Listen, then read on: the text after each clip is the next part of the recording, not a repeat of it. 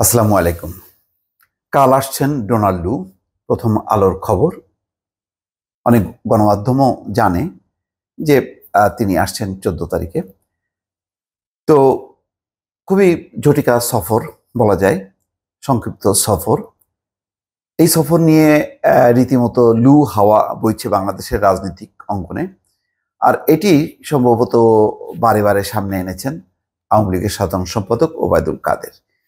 তিনি বলছেন যে বিএনপি ভাবছে যে ডোনাল্ড লু এসে নিষেধাজ্ঞা দেবে, সেটি হবার কোনো সম্ভাবনা নেই। আমেরিকা বিএনপির পাশে নেই।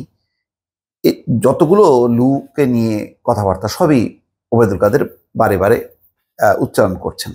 কেন করছেন জানি না।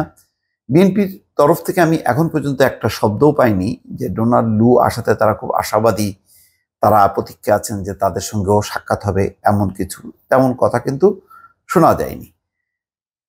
এখানে গুরুত্বপূর্ণ বিষয় হলো যে তিনি ব্যবসা, বিনিয়োগ, নিরাপত্তা, প্রতিরক্ষা, জলবায়ু পরিবর্তন, নাগরিক অধিকার সহ দুই দেশের অগ্রাধিকার বিষয়ে সরকারি ও বেসরকারি পর্যায়ে আলোচনা করবেন। হয়তো আওয়ামী লীগের একটি মানে অসন্তোষের কারণ আছে যে সরকারি পর্যায়ের বাইরে কেন বেসরকারি পর্যায়ে আলোচনা করবে। এখানে যে আলোচ্য সূচি দেখা যাচ্ছে তাতে বেসামরিক বা বেসরকারি খাতের কিছু লোকজনের সঙ্গেও তিনি কথা বলবেন, কিন্তু বিষয়টি স্পষ্ট করেনি মার্কিন দূতাবাস। সেখানে কি বিএনপি বা কোনো রাজনৈতিক দল আছে কিনা তাও স্পষ্ট না। তাহলে কেন এই সফর? তো এই সফরের ব্যাপারে বেশ কিছু তথ্য জানা গেছে যে ডোনাল্ড লু ঢাকা সফরের প্রথম দিনের রাতে প্রধানমন্ত্রীর বেসরকারি শিল্প ও বিনিয়োগ উপদেষ্টা সালমান এফ রহমানের দেওয়া এক নৈশভোজে যোগ দেবেন। এর আগেও কিন্তু মার্কিন কর্মকর্তারা যারাই আসেন না কেন সালমান এফ রহমানের বাসায় তারা নৈশভোজ করেন। এর হয়তো একটা রাজনৈতিক দিক আছে, কিছু তথ্য, কিছু পলিসি হয়তো তারা জানিয়ে দেন সরকারের কাছে, যেটা সালমান এফ রহমানের মাধ্যমে যাতে সরকারের বিভিন্ন পর্যায়ে সেটি মানে সঞ্চারিত হয়।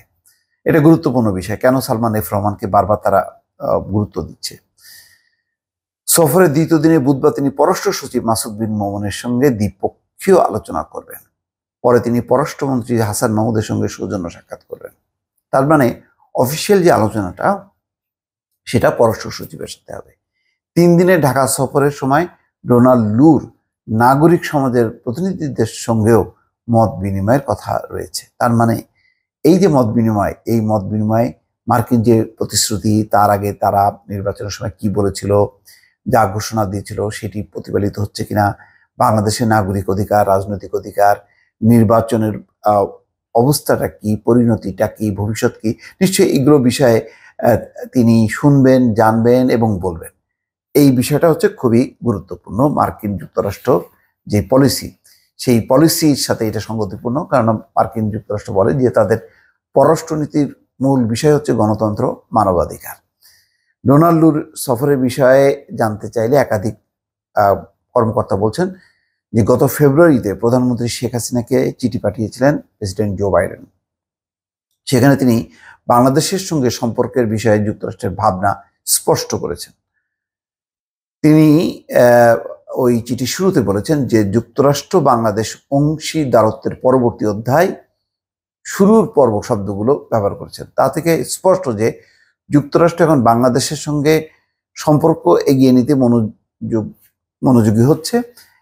আর অংশীদারত্বের ক্ষেত্রে অগ্রাধিকার হিসেবে আঞ্চলিক ও বৈশ্বিক নিরাপত্তা, অর্থনৈতিক উন্নয়ন, জলবায়ু পরিবর্তন ও জ্বালানি, বৈশ্বিক স্বাস্থ্য, মানবিক সহায়তা, বিশেষ করে রোহিঙ্গা শরণার্থী সমস্যার মতো বিষয়গুলো উল্লেখ করা হয়েছে। তাই ডোনাল্ড লু ঢাকায় এলে এই বিষয়গুলোর পাশাপাশি অন্য কোনো বিষয়গুলোতে যুক্তরাষ্ট্র অগ্রাধিকার দেবে কিনা সেই ধারণা পাওয়া যাবে। তার মানে তাদের ভিন্ন কোনো এজেন্ডাও হয়তো থাকতে পারে, যেটি হয়তো এসে তারা ব্যক্ত করবেন। বিশেষ করে শ্রমিক ইস্যুতে কিন্তু যুক্তরাষ্ট্র এখন খুবই সিরিয়াস। তো গত কয়েক মাসে যুক্তরাষ্ট্রের সঙ্গে আলোচনার সূত্র ধরে ঢাকার কূটনৈতিক সূত্রগুলো বলছে যে গণতন্ত্র, নাগরিক অধিকার সহ সামগ্রিক মানবাধিকারের বিষয়গুলো যুক্তরাষ্ট্রের পররাষ্ট্রনীতির অন্যতম প্রধান উপাদান। এবং তারা যেই মার্কিন যুক্তরাষ্ট্র যেই তাদের মানবাধিকার রিপোর্ট, সেই রিপোর্টে কিন্তু বাংলাদেশ সম্পর্কে খুবই খারাপ ধারণাই ব্যক্ত করা হয়েছে। অর্থাৎ মানবাধিকার পরিস্থিতির যে অবনতি হয়েছে সেটা কিন্তু তারা পরিষ্কার করেছে। তো এই বিষয়ে কি তারা সরকারের কোনো কর্তৃপক্ষকে জানান দেবে না? অনেকেই মনে করেন যে ইয়েস, জানান দেবে এবং হয়তো তারা তাদের পদক্ষেপের কথাও বলতে পারে, এমন একটা ধারণা আছে। আচ্ছা, তাই বলছেন যে যেহেতু তারা গণতন্ত্র, নাগরিক অধিকার এই বিষয়গুলো গুরুত্ব দেয়, তাই সামনের দিনগুলোতে তাদের যে আলোচনা হবে সেই আলোচনা থেকে এই বিষয়গুলো হারিয়ে যাবে, তার কোনো সুযোগ নেই। আচ্ছা, বাংলাদেশের নির্বাচন পরবর্তী পরিস্থিতিকে বিবেচনায় নিয়ে যুক্তরাষ্ট্র বিষয়গুলোকে তেমনভাবে আর প্রকাশ্যে আনছে না। এমনকি দূর বাংলাদেশ সফরের বিষয়ে যুক্তরাষ্ট্রের পররাষ্ট্র দপ্তরের বিবৃতিতেও প্রসঙ্গগুলো নেই। তবে এই বিষয়গুলো যাতে সম্পর্ক এগিয়ে নেওয়ার পথে বাধা না হয় তা বিবেচনায় নিয়ে সহযোগিতার অন্য উপাদানগুলোকে সামনে রেখেই এগিয়ে যেতে চাইছে। আরেক কর্মকর্তা আভাস দিয়েছেন, দুই দেশের সম্পর্ক এগিয়ে নেওয়ার পর্বে সামনের দিনগুলোতে যুক্তরাষ্ট্র শ্রম অধিকার সুরক্ষার বিষয়টিতে জোর দিতে পারে। ফেব্রুয়ারিতে ঢাকা সফরে এসেছিলেন প্রেসিডেন্টের বিশেষ সহকারী যুক্তরাষ্ট্রের জাতীয় নিরাপত্তা কাউন্সিলের দক্ষিণ এশিয়া বিষয়ক জ্যেষ্ঠ পরিচালক এইলিন লুবাখার। তার সফরসঙ্গী হিসেবে থাকা যুক্তরাষ্ট্রের আন্তর্জাতিক উন্নয়ন সংস্থার সহকারী প্রশাসক মাইকেল শিফার শ্রমিক নেতাদের সঙ্গে মত বিনিময় করেন।